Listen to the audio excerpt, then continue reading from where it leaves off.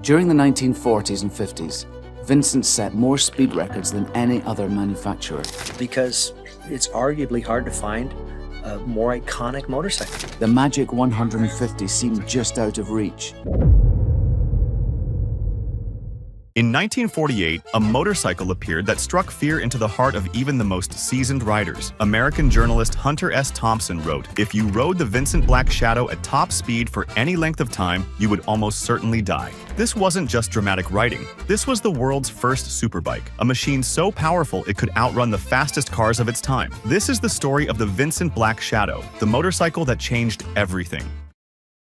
The story begins in 1928, when a young motorcycle enthusiast named Philip Vincent purchased a struggling motorcycle company called HRD for £450. Vincent was frustrated with the unreliable bikes of his era. They kept breaking down during races. Instead of complaining, he decided to build something better. Howard Raymond Davies, the previous owner of HRD and a World War I pilot, had built the company's reputation through motorsport success. Vincent saw potential in this legacy, but he had grander ambitions. He rebranded the company as Vincent HRD and set up shop in Stevenage, just 28 miles north of London. The early years were marked by experimentation. Vincent started by using engines from other manufacturers, JAP and Rudge Python, but these proved inadequate for his vision. The breaking point came in 1934, when every single engine failed during the Isle of Man TT race. Vincent knew he needed someone special to help him create something extraordinary. Enter Phil Irving, an Australian engineer whose arrival would change everything. The two men shared more than just a first name. They shared a vision of creating the fastest, most advanced motorcycle the world had ever seen. This partnership would revolutionize motorcycle design forever.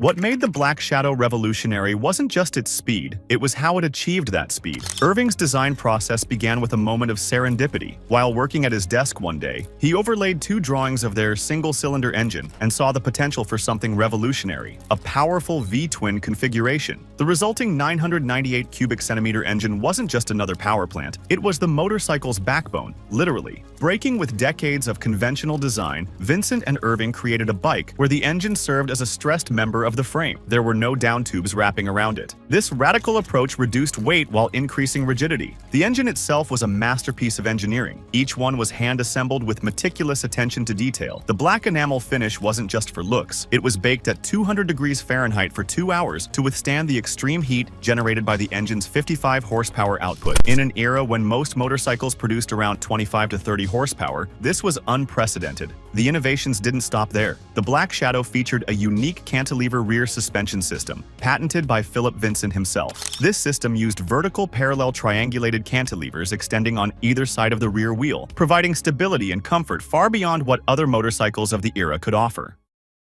In 1948, when the fastest production car in the world, the Jaguar XK120, could reach 120 miles per hour, the Black Shadow could hit 125. This wasn't a racing prototype or a modified custom. This was a production motorcycle that anyone could buy, provided they had the courage to ride it and the means to afford it. The bike's true potential was demonstrated at the Bonneville Salt Flats in September 1948. Raleigh Free, a California motorcycle racer, was determined to break the American motorcycle speed record. When his leather racing suit began to tear from the extreme wind resistance, Free stripped down to a bathing suit and swim cap. In what would become one of motorcycling's most iconic moments, he laid flat on the bike, stretched out like a swimmer, and pushed the Black Shadow to an astonishing 150 miles per hour. Every Black Shadow was built with an obsession for detail that would make modern manufacturers blush. The 4-speed gearbox was engineered in-house, featuring ratios carefully calculated for both blistering acceleration and high-speed stability. The braking system was equally advanced, with dual drum brakes featuring special cooling fins to dissipate heat during high-speed stops. The motorcycle's instrument panel was dominated by a massive speedometer that went up to 150 miles per hour, and this wasn't marketing hyperbole. Each Black Shadow was test-ridden at the factory and had to prove it could reach 125 miles per hour before being released for sale. No other production vehicle of the era, 2 wheels or 4, came with such a guarantee.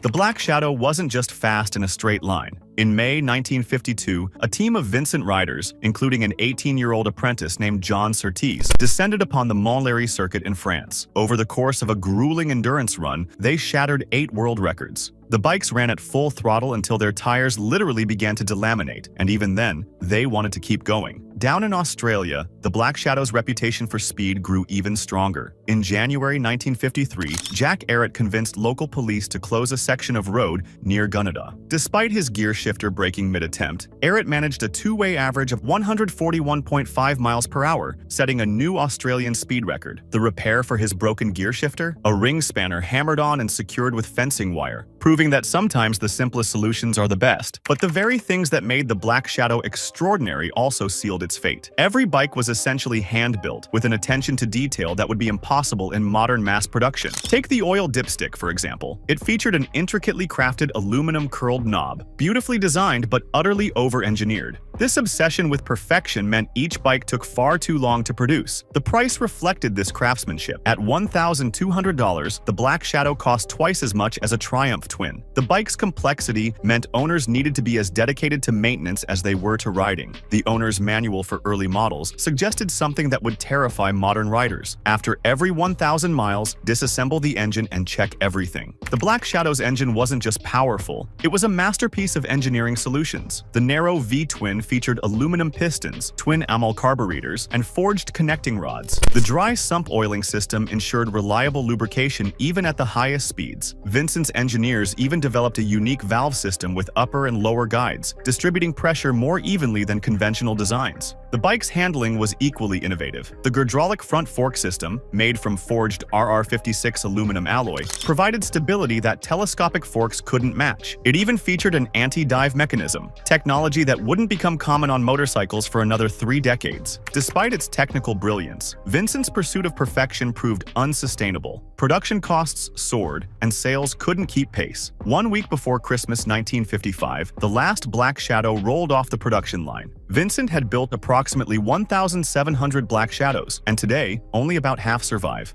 The company tried to diversify, producing industrial engines and even exploring a collaboration with Indian motorcycles in America, but it wasn't enough. By 1959, Vincent Motorcycles went into receivership, ending one of the most remarkable chapters in motorcycle history. The Vincent Black Shadow's influence extends far beyond its brief production run. It showed what was possible when engineers refused to compromise. Modern superbikes may be faster, but they all owe a debt to this British pioneer. Today, a well-preserved Black Shadow can command prices over $100,000 at auction. The bike that cost twice as much as its contemporaries is now worth 20 times more. But the story doesn't end there. In a small workshop in Australia, a group of engineers is bringing the Vincent legacy back to life. Using modern materials while staying true to Phil Vincent's original vision, they're creating something that might just terrify a new generation of riders. But that's a story for another time.